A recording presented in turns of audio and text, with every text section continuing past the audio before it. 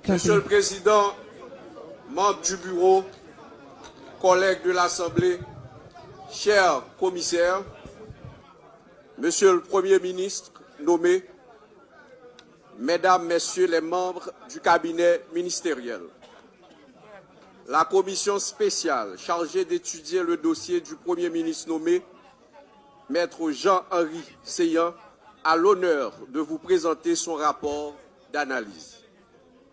Mise en contexte. Avant de procéder à la présentation du rapport, la commission spéciale chargée d'étudier le dossier du Premier ministre nommé, Maître Jean-Henri Seyan, estime qu'il est important de rappeler le contexte ayant amené le président de la République à nommer un nouveau Premier ministre. Suite à la démission de l'ancien Premier ministre Jacques-Guy Lafontaine, le président de la République, son Excellence M. Jovenel Moïse, après consultation avec les présidents du Sénat et de la Chambre des députés, a procédé à la nomination d'un nouveau Premier ministre en la personne du notaire Jean-Henri Seyan, dont l'entrée en fonction dépend de l'analyse de son dossier et de la ratification de la politique générale de son gouvernement par le Parlement en chambre séparée, conformément à l'article 157 de la Constitution en vigueur. Ce présent rapport a pour objectif d'examiner la conformité des pièces déposées par le Premier ministre nommé au regard des exigences posées par la Constitution et les lois en vigueur. Ce travail est divisé en deux parties. Dans la première partie, la commission spéciale a procédé à la formation de son bureau et de 3 sous-commissions en définissant les responsabilités et la mission de chacune. Ensuite, elle a fait l'inventaire des pièces versées dans le dossier du Premier ministre. Dans la deuxième partie, la commission spéciale a analysé les documents déposés par le Premier ministre nommé après vérification de ceux-ci auprès des institutions publiques concernées. Enfin, elle a formulé ses recommandations. Première partie, présentation de la commission spéciale. Composée de 9 membres, la commission spéciale de la Chambre des députés a été créée par le bureau de la dite Chambre afin d'examiner le dossier du Premier ministre nommé Maître Jean-Henri Seyan. Cette commission spéciale, telle que formée, reflète toutes les tendances à la Chambre des députés conformément aux prescrits de ses règlements intérieurs. Elle est assistée dans sa tâche de 3 experts formés dans des domaines divers. Leurs opinions techniques ont servi de base au fondement légal de nos analyses et recommandations. La commission spéciale est ainsi composée. L'honorable député Jean-Wilson Hippolyte, président. L'honorable député Thierry Tardieu, vice-président. L'honorable député Alfredo Junior Antoine, secrétaire, rapporteur. Député Francis Delacruz, membre. Député Benoît Laguerre, membre. Député Gerda B. Benjamin Alexandre, membre. Député Baudelaire Noël-Saint, membre. Député Pierre-Jude Destiné, membre. Député Jackie Guerrier, membre. Formation et mandat des sous-commissions.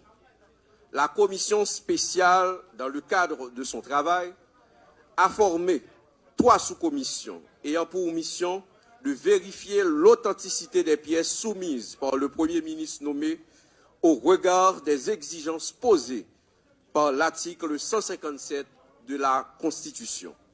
Les sous-commissions sont ainsi formées. Sous-commission 1, composition. Député Jean-Wilson Hippolyte. Député Gerda B. Benjamin Alexandre. Député Baudelaire Noël-Saint.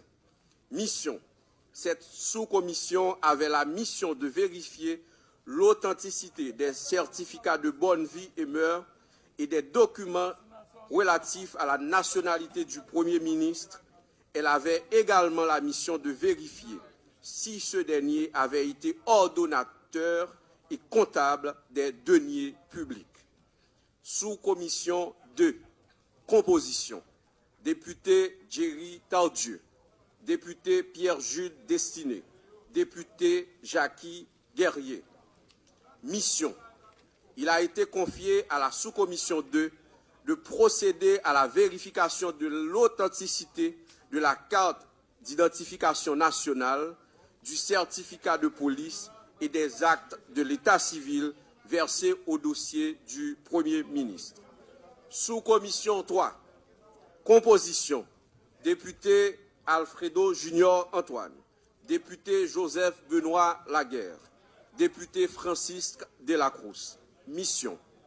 La sous-commission 3 avait la responsabilité de vérifier le matricule fiscal, les certificats de déclaration définitive d'impôt à la Direction générale des impôts, ainsi que les documents relatifs à la nationalité du Premier ministre nommé à la Direction de l'immigration et de l'émigration. Inventaire des pièces soumises. La commission spéciale chargée d'étudier les pièces du Premier ministre nommé, Maître Jean-Henri Seillant, a reçu les pièces énumérées ci-dessous du bureau de la dite chambre, lesquelles feront l'objet du travail d'analyse, de conformité et d'authenticité au regard de la Constitution et des lois en vigueur. Le Premier ministre nommé a déposé les pièces suivantes. Petit A. La copie de l'arrêté nommant le citoyen Jean-Henri Seillant, Premier ministre, publié au journal officiel de la République, Le Moniteur, au numéro 138, en date du lundi 6 août 2018. Petit B. La copie de la lettre du Premier ministre Jean-Henri Seillant au président de la Chambre des députés, l'honorable député Gary Bodo, en date du 9 août 2018, transmettant les pièces prévues par l'article 157 de la Constitution. Petit C. La copie de la lettre du Premier ministre nommé Jean-Henri Seillant, adressée au président de la Chambre des députés en date du 14 août 2018, transmettant des pièces additionnelles pour compléter son dossier. Petit D. La copie de sa lettre de démission comme notaire. Petit E. L'attestation délivrée par la Direction générale des impôts en date du 10 août 2018 certifiant que Jean-Henri Seillant détient une patente pour son entreprise dénommée Études Notaires Seillant, identifiée au NIF 000-013-745-9. Petit F. Un certificat de dépôt de déclaration définitive délivré par la DGI, conformément à l'article 127 du décret du 5 octobre 2005 relatif à l'impôt sur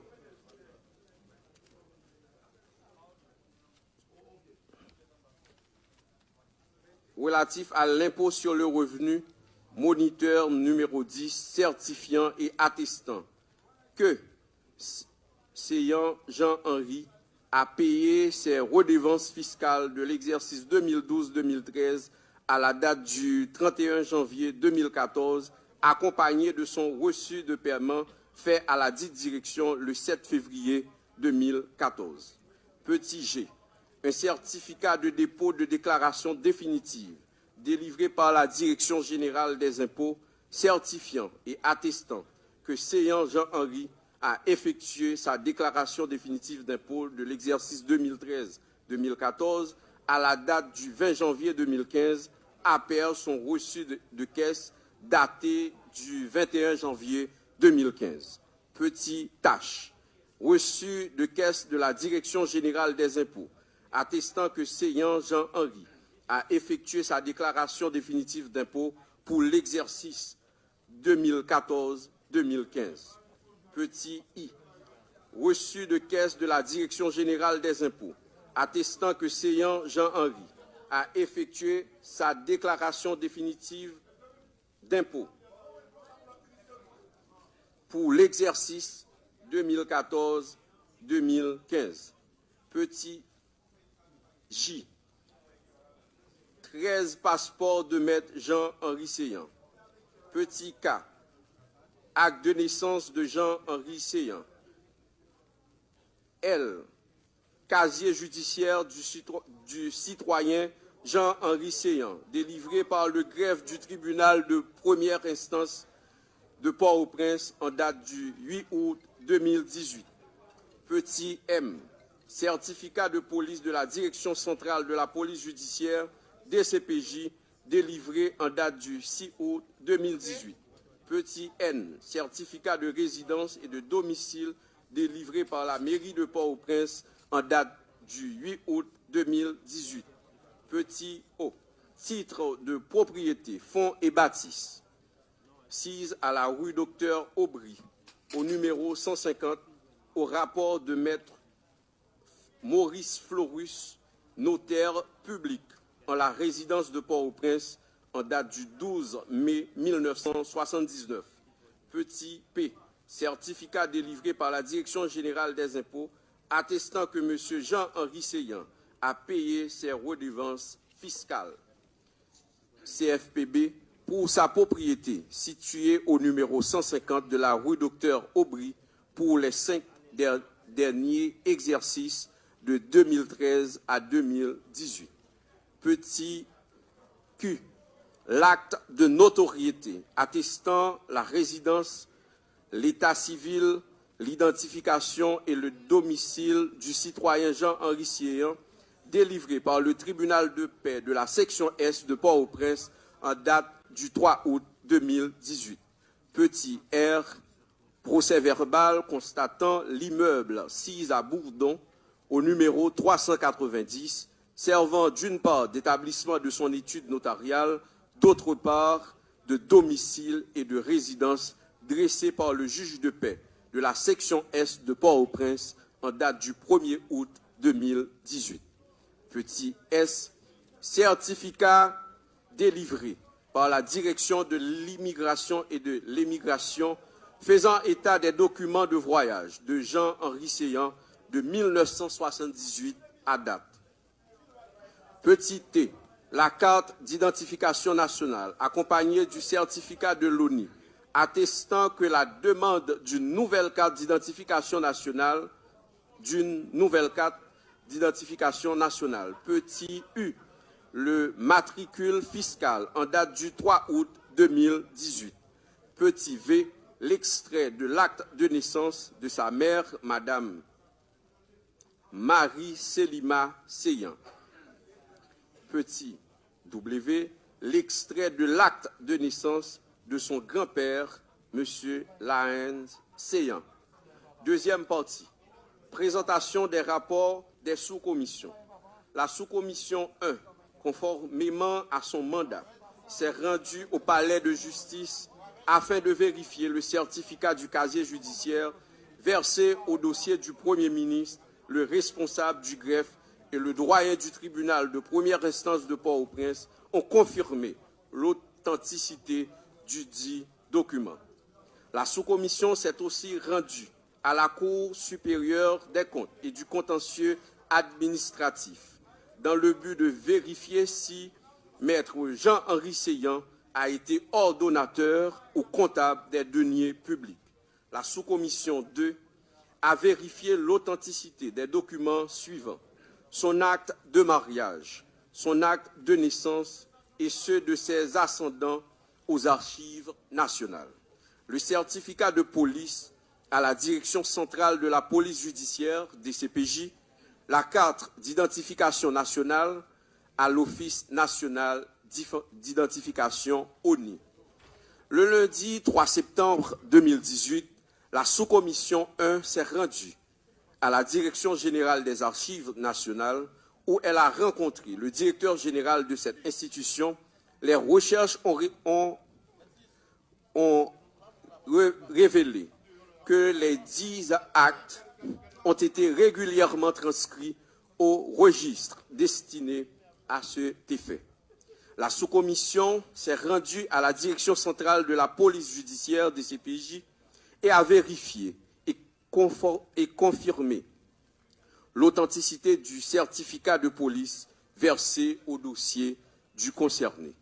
Enfin, la sous-commission 2 a été à l'Office national d'identification, ONI, en date du 4 septembre 2018, aux fins de vérifier l'authenticité de la carte d'identification du concerné. Suite à cette visite, le directeur général de cette institution a délivré un certificat attestant que le citoyen Jean-Henri Seyan est régulièrement inscrit sur le registre national d'identification.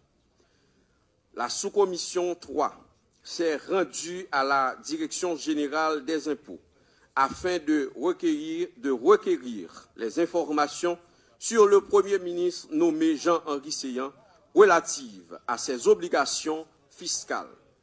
Une attestation délivrée à cet effet révèle que ce dernier détient 3 certificats de déclaration définitive d'impôt pour les exercices 2011-2012, 2012-2013 et 2013-2014 et les résumés de déclaration définitive d'impôt couvrant la période allant de 2015 à 2017. Un rapport d'impôt fait par la DGI au nom du contribuable Jean-Henri Seyan, personne physique, identifié au NIF 003-000-397-1, contenant la CFPB couvrant la période de 2010 à 2017 pour sa maison de résidence, sa patente professionnelle pour les exercices allant de 2014 à 2018 et la TCA couvrant la période de 2010 à 2017. Enfin, un autre rapport faisant état de la patente payée pour son cabinet dénommé Études notaires Seyan pour les exercices couvrant la période de 2012 à 2017 et la TCA pour les exercices allant de 2010 à 2017. Monsieur le Président, membres du Bureau, collègues de l'Assemblée, analyse des documents déposés au regard des conditions posées par l'article 157 de la Constitution pour être Premier ministre. En effet, au terme de cet article, pour être nommé Premier ministre, il faut 1. Être haïtien d'origine et n'avoir jamais renoncé à sa nationalité. 2. Être âgé de 30 ans accompli. 3. Jouir de ses droits civils et politiques et n'avoir jamais été condamné à une peine afflictive et infamante. 4. Être propriétaire en Haïti ou y exercer une profession. 5. Résider dans le pays depuis 5 années consécutives. 6. Avoir reçu des charges de sa gestion si on a été comptable des deniers publics.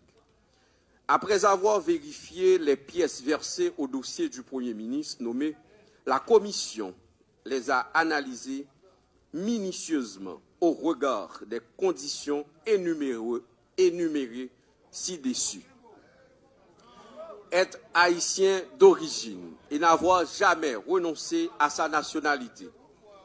Le Premier ministre nommé, Jean-Henri Seyan, a fourni son acte de naissance qui a indiqué est né à Gouro, Tabar, le 27 septembre 1956, des œuvres naturelles de la dame Selima Seyan, qui elle-même est née à Santo le 4 octobre 1922, des œuvres naturelles de Laens Seyan et de la dame Brune Jean.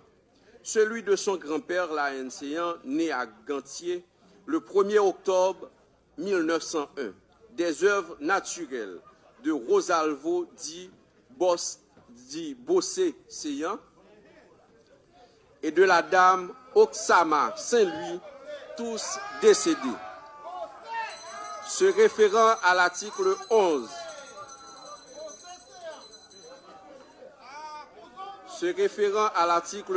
de la Constitution, qui dispose la nationalité haïtienne d'origine, tout individu né d'un père haïtien ou d'une mère haïtienne qui eux-mêmes sont nés haïtiens et n'avaient jamais renoncé à leur nationalité au moment de la naissance.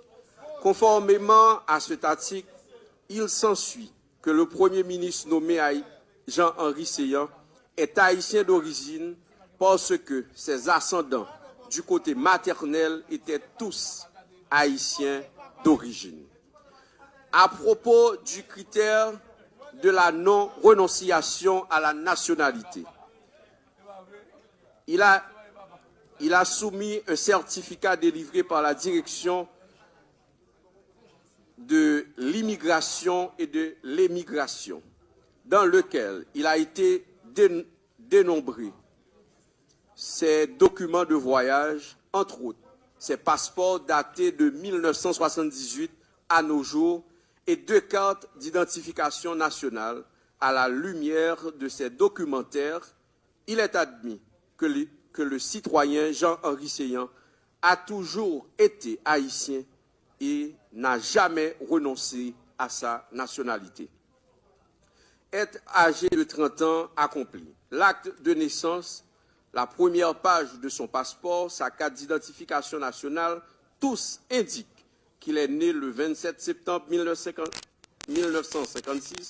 Aujourd'hui, Maître Jean-Henri Séyan est âgé de 61 ans et 11 mois. Par conséquent, il a l'âge requis par l'article 157-2, deuxième alinéa, pour être Premier ministre.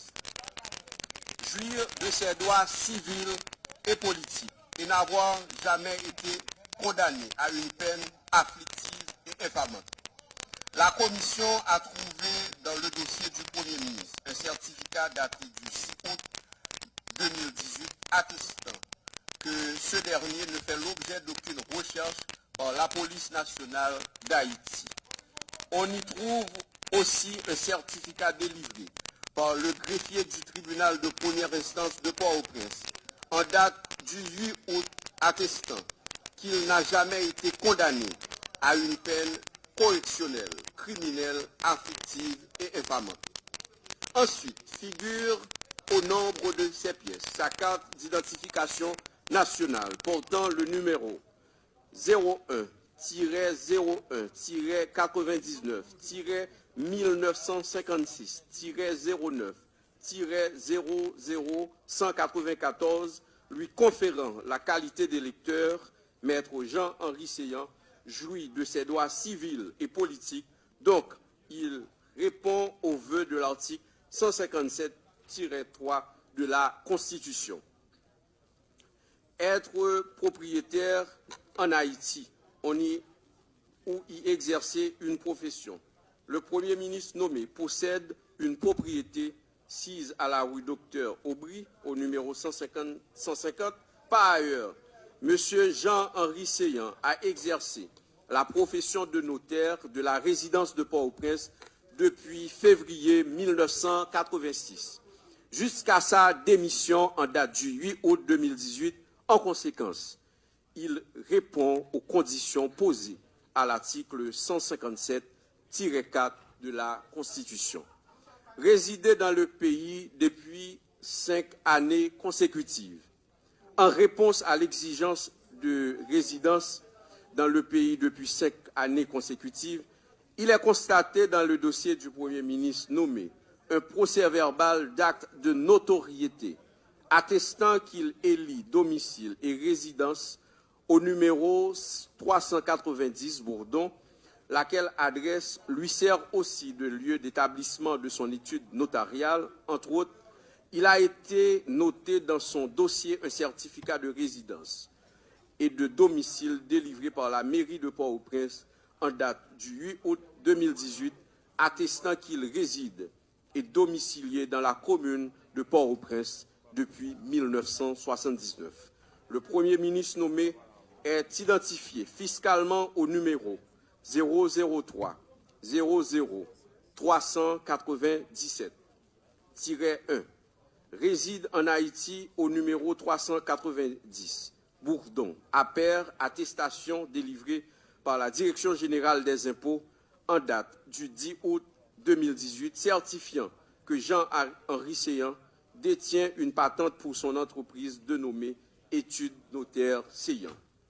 Identifié au CIF 000-013-745-9, certificat délivré par la Direction générale des impôts attestant que M. Jean-Henri Seyan a payé ses redevances fiscales, CFPB, pour sa propriété située au numéro 150 de la rue Docteur Aubry pour les 5 derniers exercices de 2013 à 2018 et les copies de caisse attestant qu'il avait le paiement de ses déclarations définitives d'impôts, d'où la conformité de paiement et de ses déclarations définitives d'impôts, d'où la conformité de son dossier, au regard de l'article 157 alinéa 5 de la Constitution. Monsieur le Président, membres du Bureau, collègues de l'Assemblée, avoir reçu des charges de sa gestion si on a été comptable des deniers publics, tenant compte des différentes pièces déposées par le Premier ministre et les recherches effectuées à la Cour supérieure des comptes et du contentieux administratif, il révèle que le Premier ministre Jean-Henri Seyan n'avait pas géré les fonds publics. De ce fait, il n'est pas ordonnateur ni comptable de fait et de droit des deniers publics. Il n'est pas assujetti à la formalité de décharge. En conséquence, cette exigence faite à l'article 157, alinéa 6 de la Constitution, n'est pas opposable au Premier ministre nommé. Recommandation. Vu que la Constitution en vigueur et les lois de la République constituent notre seule référence, vu les pièces soumises par le Premier ministre nommé, dont l'ensemble répond aux exigences faites par la Constitution, la commission spéciale chargée d'étudier le dossier du Premier ministre nommé, Maître Jean-Henri Seyan, le déclare éligible et recommande au bureau de la Chambre des députés de l'inviter à venir présenter sa déclaration de politique générale conformément à l'article 158 de la Constitution, fait au Palais législatif le 12 septembre 2018 en 215e de l'indépendance pour la commission spéciale. Jean-Wilson Hippolyte, président. Jerry Tardieu, vice-président. Alfredo Junior Antoine, secrétaire rapporteur. Joseph Benoît Laguerre, membre. Francis Delacrousse, membre. Jackie Guerrier, membre. Baudelaire Noël-Saint, membre. Pierre Jude Destiné, membre. Gerda B. Benjamin Alexandre, membre. Monsieur le Président, je vous demande acte du dépôt du rapport de la commission spéciale chargée d'étudier le dossier du Premier ministre nommé. Merci, collègue Alfredo de Keskov. Acte vous est donné. Et Monsieur le Président, pour les ministres, merci. Collègue Alfredo, dans l'ordre du jour qui avait été voté par l'Assemblée, il n'est nullement écrit que nous... Donc c'est un rapport en deux parties, c'est ça? C'est en deux parties. Eh bien, vous ne m'avez pas encore donné acte, donc il faut attendre la fin pour me donner acte. Merci le Président. Allez-y. Non, il n'y a pas de rapport, il n'y a pas de rapport. Il n'y a qu'un seul rapport. Avec non seulement les informations relatives aux pièces du Premier ministre analysées, et commission spéciale chargée d'étudier le dossier du Premier ministre nommé, M. Jean-Henri Seyan, rapport sur la conformité des dossiers des membres formant le cabinet ministériel dirigé par le Premier ministre Jean-Henri Seyan. Le choix des membres du cabinet ministériel est une étape importante devant aboutir à la formation du gouvernement. Un instant.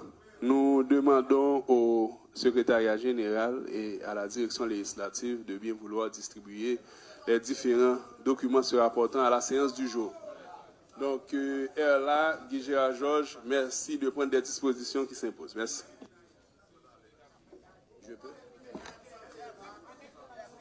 Collègue Alfredo, allez-y.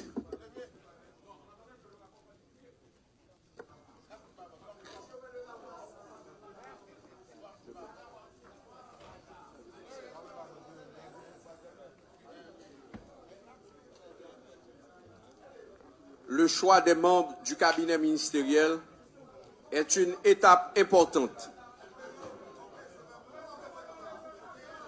Collègue Alfredo,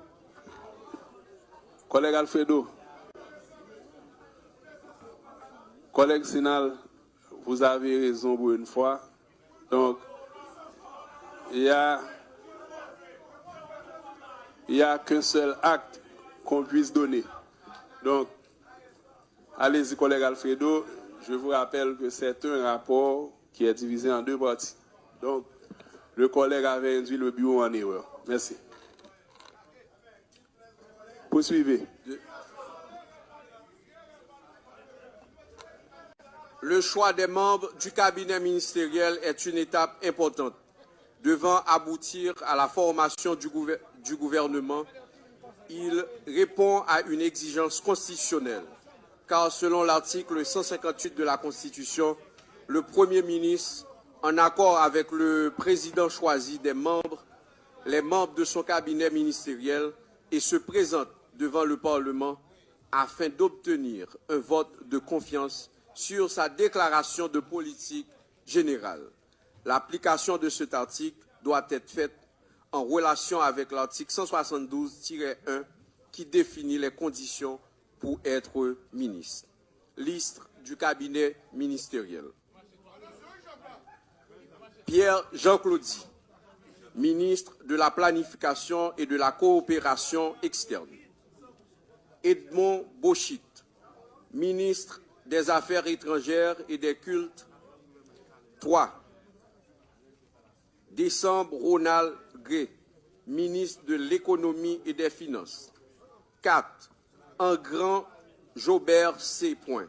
ministre de l'Agriculture, des Ressources naturelles et du Développement rural. 5. Caillot Fritz, ministre des Travaux publics, Transports et Communications. 6. Gilles Ronel, ministre du Commerce et de l'Industrie. 7. Richard Osner, ministre de l'Environnement. 8. Stephenson Marie-Christine, ministre du Tourisme. 9. Ali Jean Roudy, ministre de la Justice et de la Sécurité publique. 10. Ternier Marmata Irène. J'ai écorché le nom de la future ministre. Terrier Marnata Irène, ministre des Haïtiens vivant à l'étranger. Brunet Jean-Marie Reynaldo, ministre de l'Intérieur et des collectivités territoriales. 12. Cadet Pierre Josieu Agénor, ministre de l'Éducation nationale et de la formation professionnelle. 13. Gelin Marie-Élise Brisson, ministre des Affaires sociales et du Travail. 14.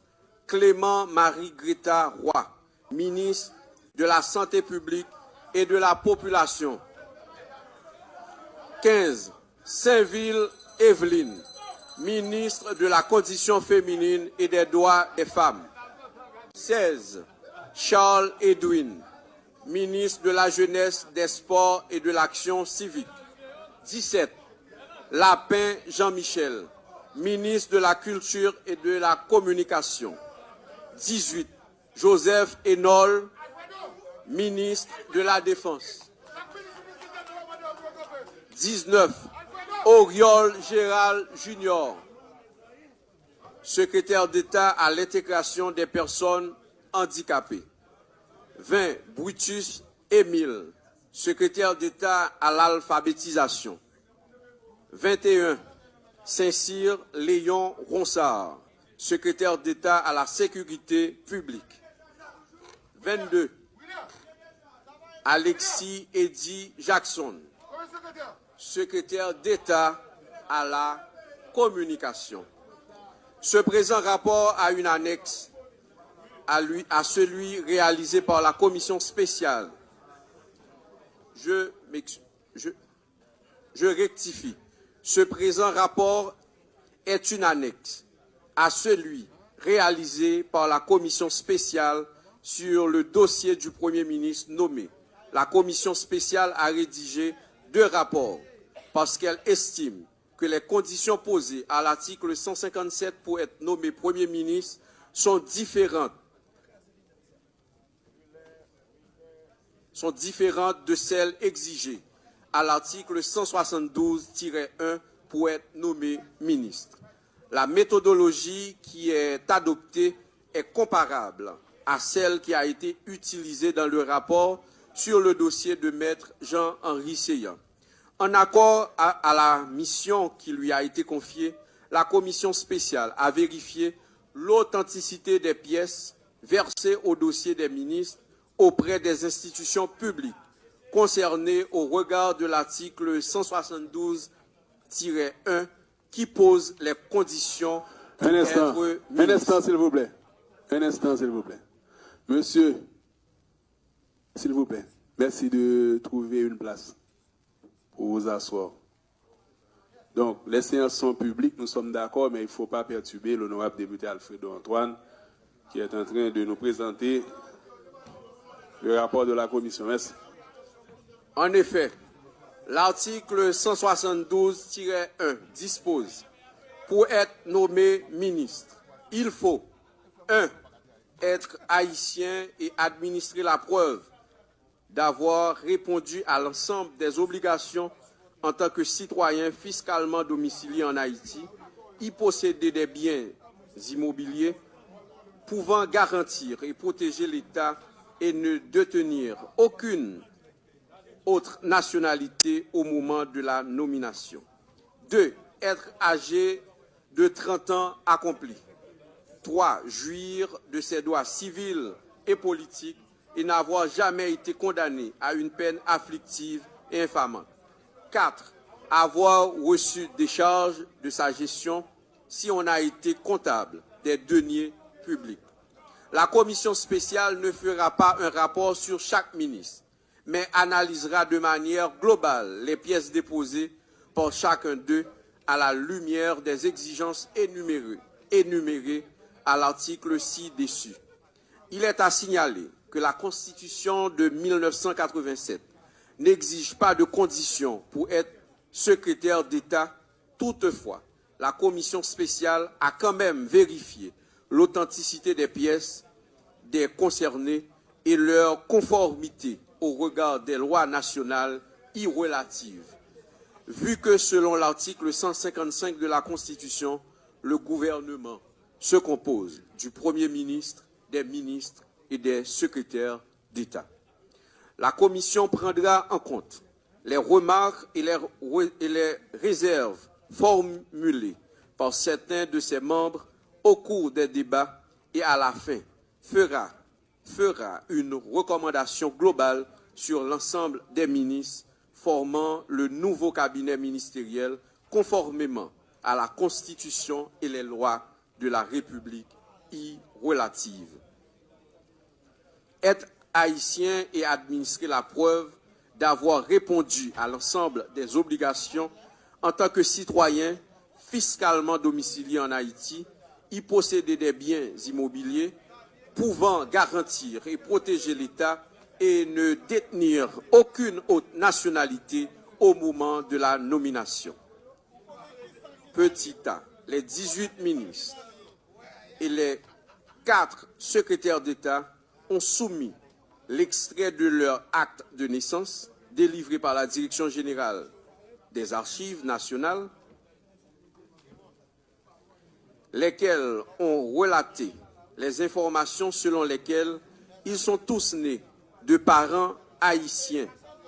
La commission a vérifié ces pièces auprès de l'institution concernée qui a révélé qu'elles sont authentiques. Donc, ces ministres et secrétaires d'État sont tous des Haïtiens à pair. 21 extraits de leur acte de naissance. Les ministres et les secrétaires d'État sont identifiés fiscalement par leur matricule au numéro les correspondants. Ils possèdent une propriété en Haïti et y résident depuis plus de 5 ans. Ils détiennent tous dans leur dossier un certificat de résidence. Ils ont tous soumis un certificat de déclaration définitive d'impôt délivré par la Direction générale des impôts, attestant qu'ils ont payé leur redevance fiscale pour les 5 derniers exercices. En dépit du fait que la commission spéciale a constaté certaines irrégularités dans le dossier de certains ministres et secrétaires d'État en matière fiscale, en ce qui concerne le retard pris par certains d'entre eux dans l'accomplissement intégral de cette obligation, ils sont en définitive tous en règle avec le fisc, d'où la conformité de leur dossier avec l'article 172, premier alinéa de la Constitution. Petit c. Dans le dossier des ministres et des secrétaires d'État, il est retrouvé un certificat attestant qu'ils ont fait l'acquisition d'une propriété en Haïti, à pair CV et titre de propriété. En conséquence, il répond aux conditions exigées à l'article 172, premier alinéa de la Constitution. Petit d. Dans le dossier de chaque ministre et secrétaire d'État se trouve un certificat délivré par la Direction de l'immigration et de l'émigration attestant des documents de voyage de 2000 à nos jours enregistrés dans sa base de données. Il est noté précisément les passeports remontant à près de 20 ans à la lumière de ces faits documentaires. Il est admis qu'au moment de la nomination de ces ministres par l'arrêté présidentiel publié dans le Moniteur au numéro 156, en date du mercredi 5 septembre 2018, ils étaient tous haïtiens et n'ont jamais renoncé à leur nationalité. Exception faite de M. Osner Richard, pour qui le service de l'immigration a délivré un document indiquant qu'il a utilisé un passeport américain. Être âgé de 30 ans accompli. Les extraits de leur acte de naissance, la première page de leur passeport, leur carte d'identification nationale, tous indiquent qu'ils ont plus de 30 ans. Par conséquent, ils ont l'âge requis par l'article 172, deuxième alinéa, pour être ministre et secrétaire d'État. Jouir de ses droits civils et politiques et n'avoir jamais été condamné à une peine afflictive et infamante, la Commission a trouvé dans le dossier des ministres et les secrétaires d'État pris individuellement chacun en ce qui le concerne, un certificat dans lequel il est dit que ces derniers ne font l'objet d'aucune recherche par la police nationale d'Haïti. On y trouve aussi un certificat par le greffe du tribunal de première instance à Port-au-Prince du mois d'août en cours, attestant qu'ils n'ont jamais été condamnés à une peine afflictive, correctionnelle, criminelle, afflictive et infamante, qui empêcherait aux concernés d'exercer leurs droits civils et politiques. Figure ensuite au nombre de leurs pièces leur carte d'identification nationale, leur permettant de remplir leurs obligations de vote conformément à l'article 52-1 de la Constitution. À la lumière de ces faits, la Commission estime que les 18 ministres et les 4 secrétaires d'État jouissent de leurs droits civils et politiques. Donc, ils répondent aux vœux de l'article 172-3 de la Constitution en vigueur. Avoir reçu des charges de sa gestion si on a été comptable des deniers publics, tenant compte des différentes pièces déposées par les ministres et les secrétaires d'État et les recherches effectuées à la Cour des comptes et du contentieux administratif, il révèle les ministres Evelyne Saint-Ville, Ronel Gilles, Edwin Charles sont des professionnels qui ont œuvré dans le secteur privé et n'avaient à aucun moment de leur carrière professionnelle géré des fonds publics. De ce fait, ils ne sont ni ordonnateurs ni comptables de deniers publics. Pour ceux-là qui ont œuvré dans la fonction publique telle que Marie-Élise Brisson, Gelin, Marie-Christine Stephenson, Marnata Irène Ternier, Eddie Jackson Alexis, ils ont occupé des fonctions qui ne font pas d'eux, ni ordonnateurs, ni comptables.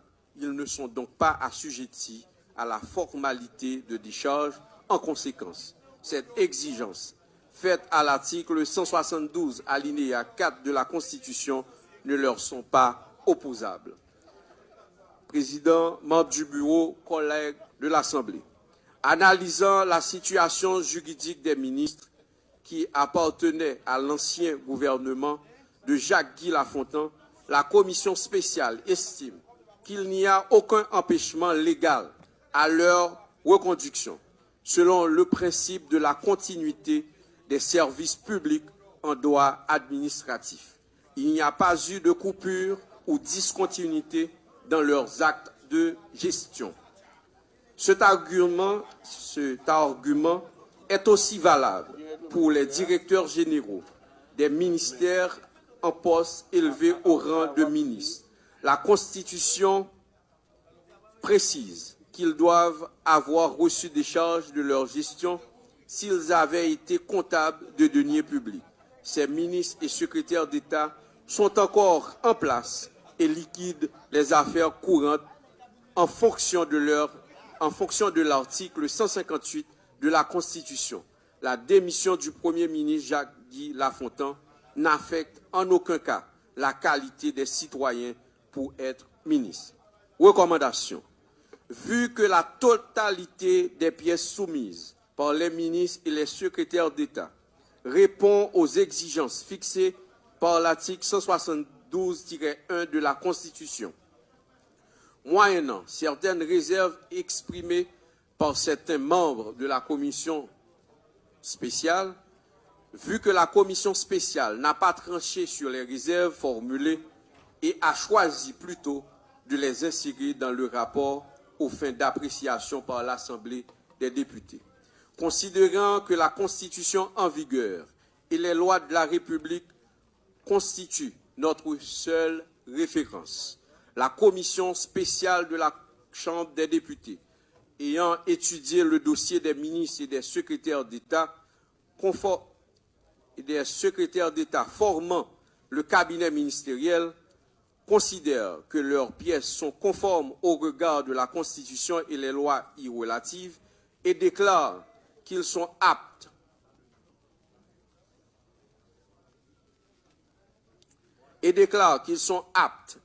à faire partie du nouveau gouvernement. Par contre, Monsieur le Président, membres du bureau, collègues de l'Assemblée, par contre, la Commission recommande que M. Osner Richard soit écarté de l'équipe gouvernementale pour avoir acquis une autre nationalité.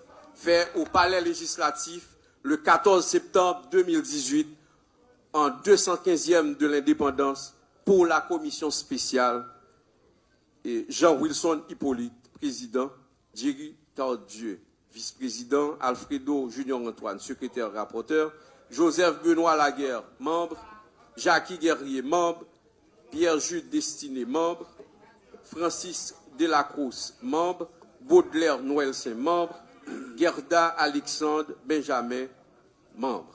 Merci. Merci, collègue Alfredo, premier secrétaire. Pour le prochain point, à l'ordre du jour, s'il vous plaît.